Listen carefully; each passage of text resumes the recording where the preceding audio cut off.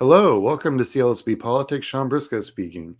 So, I gathered a bunch of data on the last day of the convention as far as polling goes, and I kind of wanted to share everyone so we can truly see what the polling was before Kamala's impact on polling post convention.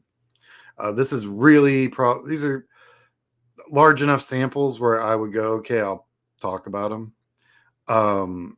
But you know, they're still before Labor Day. We're not looking for actual numbers here. We're looking for trends, up or down, things of that nature. So, and I know some of these polls, when you add them together, equal like 101%, and that's because the like third party candidates, they'll round them up. So, like if you show up on the radar at all, you get 1 point. It just makes the math easier. It doesn't really affect much. As you'll see. So anyway, let's get busy. So where is the presidential race at this moment? Well, looks like where Harris has a 3.4 point lead on Trump. And now this is, of course, Kennedy pulled out. No one's got any real data on how that's going to affect, although there's a couple of polls here I'll show you guys where it kind of tells me what's probably going to happen. I think the GOP realized that they have the cornerstone on crazy, and that they were losing 3 or 4 points of crazy voter to Kennedy that Trump could easily pick up because ain't nobody as crazy as the orange idiot. So I did find a pretty good poll. Actually, this one almost went to 2,000 sample size, which is solid. It's likely voters, which always makes me go, because who's deciding what's likely and what's not? I think there's a lot of women out there with very, very little voter history that are going to be voting like crazy. So likely voter should involve them, but it's hard to statistically pick out the ones that are going to vote because a lot of people register and then they never vote. So the numbers are, looks like she's got when you calculate for all of the third party candidates, you see a 6 point gap between Harris and Trump. So that's twice as much as the poll of polls. It's twice as much as this one that we just looked at, right? This is 3.4 and this one's saying 6. It's a big difference. And then if you take out all of the third party candidates, you see that it goes 52-48. So it's not a 4 point gap, which is way closer to that 3 point gap in the poll of polls. So I honestly think that, sadly, these third party candidates aren't going to win anything. And I love Cornel West. Don't get me wrong. I mean, I love the guy, but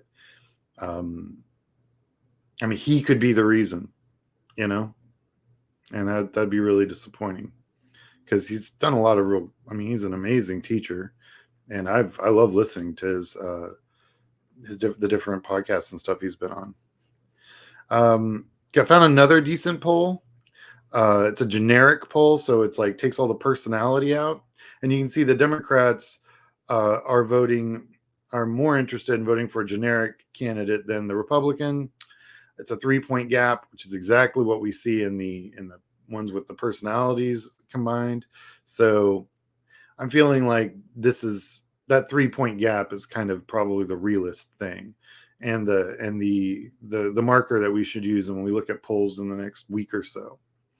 Then there's a North Carolina one that I found very interesting. So it's from the High Point University Survey Research Center. Anyway, they've got the Democrat governor election. 15 points seems a bit high. It's 1,053 registered voter, not likely voter, which is interesting. So they're calling all the single ladies. They're calling anyone and everyone that they got a phone number for. and that's registered to vote. Now I'm guessing that they're also including in this number the women who have registered to vote in the last couple years that haven't had a chance to vote in the presidential yet. My guess is that's who they're looking at here. So I'd say North Carolina is at least doing something good. I mean, these polls are still way out. A lot's going to happen in the next 70 days, but 15-point gap is not something. I mean, if you're half wrong, you're still right. You know, if you're 15, oh, how about 7.5 points? I'll take it. So, yeah, this is one of those polls where if you're half wrong, if you're 2/3 wrong, you're still right. So, pretty amazing. So I thought we'd look at where Congress is at. There is a trend that well, enough keep in mind that this Congress that we just had is literally the least. I mean, well, you had to go back to the Great Depression to find a Congress that was less that did less than this one. So it's kind of like you're competing against a nothing blob. And we've got a solid 1.7 point gap. Honestly, for us to take the House, you kind of want to see that number around 2 or 3 because of gerrymandering. We have to overperform, and so that number needs to go up. But also, it's a generic. It's saying who do voters want to run Congress. Quite honestly, no voters like Congress, the House or the Senate. They love their congressman, but they hate everyone else's congressman. So when you ask them about their congressman, 85% approval rating. When you ask them about Congress, they're like 35. So you lose 50 points because it's not your team, which welcome to Congress. So take a look where Trump's at. Now, what you see there's a plus 9.8 unfavorable. You want that number to be small. 9.8 is not small. His favorable will not break. It just isn't breaking 43, 44. It's at 42.8 right now. He's got a very hard ceiling at 47. Like I've never seen anything above that. And this is a poll of polls. This is all the polls averaged out that have been taken. So you get this final, rating. His favorables at 42.8. I don't think it goes above 47. His unfavorables are always above 50%. He's always underwater. I mean, yeah. Not crying about this. So, like I said, you want that unfavorable number to be small. 2.4 is, well, 4 times smaller than Trump's number. So, yeah. And her favorables. So keep in mind, it's, she's got a lot of headwinds, but you can already see, like literally as she was taking the helm, that the numbers have started to switch. This is the trend you want to see. And so, yeah, 45.1 favorable seems low, but what you're looking for is that gap between favorable and unfavorable, and it's 2.4, which is better. I mean, it's 4 times better than Trump. So that's when I say trending, this is the stuff you want to see happening if you're rooting for Kamala. Because let's compare, like I put a slide together just so you could see both of them. You can see that Kamala is dynamic and changing. Whereas Trump's kind of set. You could do a linear projection for those terms, and that means that you would draw an average line through all the dots that kind of tells you if you're going up or down, and these would probably come out flat, like nothing's moving, like this is where he's at now. Whereas if you did Kamala's, you would see that her favorables going up and her unfavorables going down, and that's what you want to see. So I think Trump's played out everything he's got. and he's only got the same old talking points that he's been blabbing about, honestly, since 2010. So, and it's the same old attacks, that there's really nothing new.